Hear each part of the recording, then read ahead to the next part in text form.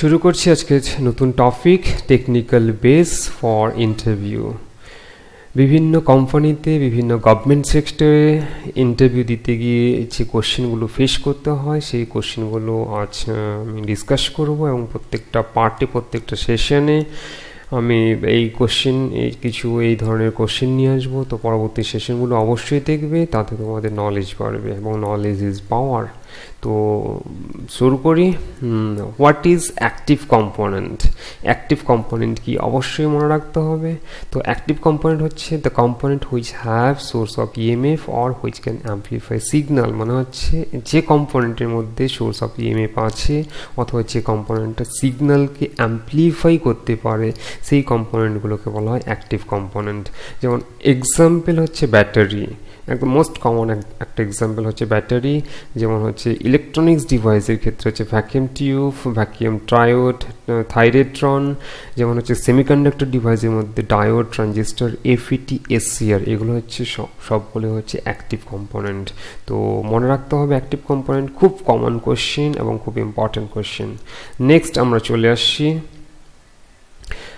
What are the passive component. তাহলে active component যদি মনে রাখতে পারো তাহলে প্যাসিভ কম্পোনেন্টটা একই রকমভাবে মনে রাখতে হয়। তো প্যাসিভ কম্পোনেন্ট কি হচ্ছে? The component which don't have any source of EMF, যার মধ্যে কোনো সোর্স অফ ইএমএফ নেই, অথবা যার মধ্যে কোনো যে ডিভাইসটা যে কম্পোনেন্টটা হচ্ছে সিগন্যালকে অ্যাম্পলিফাই করতে পারে না, which can not amplify the signal, তাহলে সেই সব কম্পোনেন্টগুলোকে বলা হয় প্যাসিভ কম্পোনেন্ট। একদম কমন এক্সাম্পল হচ্ছে রেজিস্টার, ইন্ডাক্টর, ক্যাপাসিটর, এগুলো হচ্ছে প্যাসিভ কম্পোনেন্ট।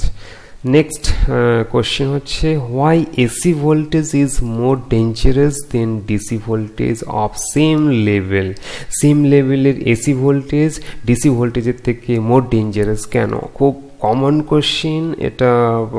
ম্যাক্সিমাম ইন্ডাস্ট্রিতে, ম্যাক্সিমাম গভর্নমেন্ট সেক্টরে যখন ইন্টারভিউতে ফেস করবে তখন এই কোশ্চেনটা একদম মোস্ট কমন একটা কোশ্চেন। তো আনসারটা জেনে নাও কি আছে। Due to more peak value of AC voltage then DC voltage of same level, AC voltage is more dangerous. তার মানে কি হচ্ছে, এসিতে কি রয়েছে? এসিতে হচ্ছে পিক ভ্যালু রয়েছে, কারণ এসিতে সেম লেভেলের ভোল্টেজ, এসিতে আমরা যে ভোল্টেজ লেভেলটা ইউজ করি সেটা হচ্ছে আরএমএস ভ্যালু। তো আরএমএস ইকুয়ালস টু কী হয়? Maximum value equals to RMS into √2। তাহলে √2 টাইমস বেশি, পিক ভ্যালুটা হচ্ছে √2 টাইমস বেশি, এই জন্য হচ্ছে সেম লেভেল অফ ভোল্টেজ, সেই জন্য হচ্ছে ডিসির তুলনায় হচ্ছে এসিটা হচ্ছে মোর ডেঞ্জারাস। নেক্সট কোশ্চেন হচ্ছে where is application of DC, মানে ডিসি কোথায় ইউজ করা হয়? ডিসি সাপ্লাই, আমরা যে ডিসি এসির অ্যাপ্লিকেশন তো বিভিন্ন জায়গায় রয়েছে, এভরিহোয়ার এসির অ্যাপ্লিকেশন রয়েছে, কিন্তু ডিসির অ্যাপ্লিকেশন কোথায়?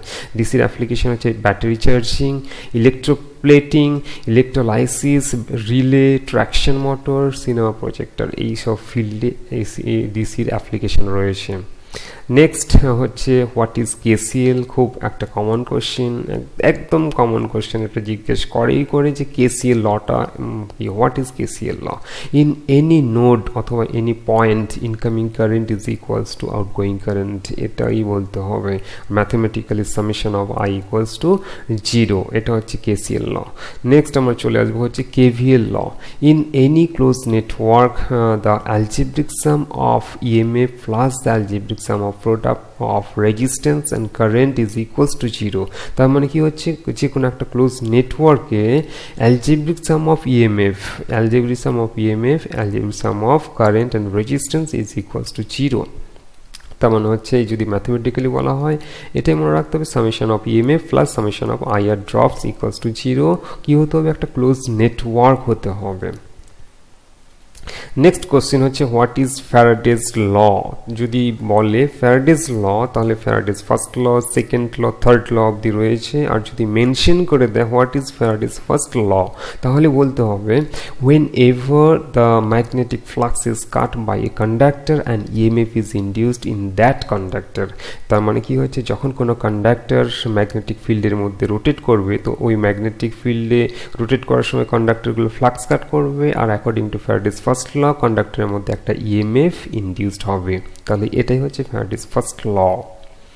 নেক্সট হচ্ছে ফ্যারাডের সেকেন্ড ল। ফ্যারাডের সেকেন্ড ল হচ্ছে তাহলে ফার্স্ট লতে যে ইএমএফটা ইন্ডিউসড হয়েছে, the magnitude of induced EMF is directly proportional to the rate of change of flux linkage. এটা হচ্ছে ফ্যারাডের সেকেন্ড ল। সেকেন্ড লটা কি হচ্ছে, ম্যাগনিটিউডটা হচ্ছে directly proportional to rate of change of flux linkage.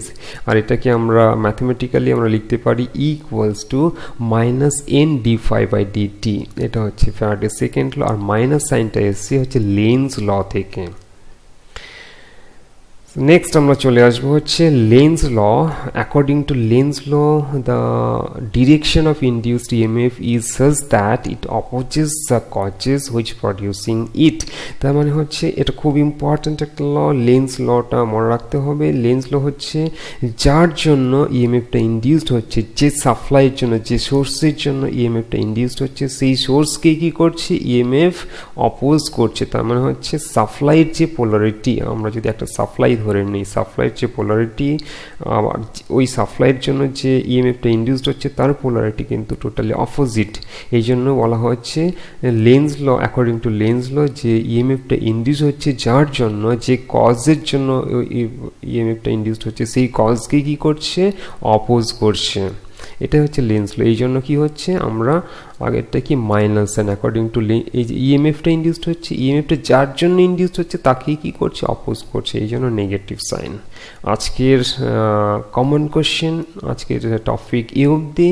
যদি সেশনটা ভালো লাগে অবশ্যই পরের পার্টগুলো অবশ্যই দেখবে, তোমাদের নলেজ গেইন করতে পারবে।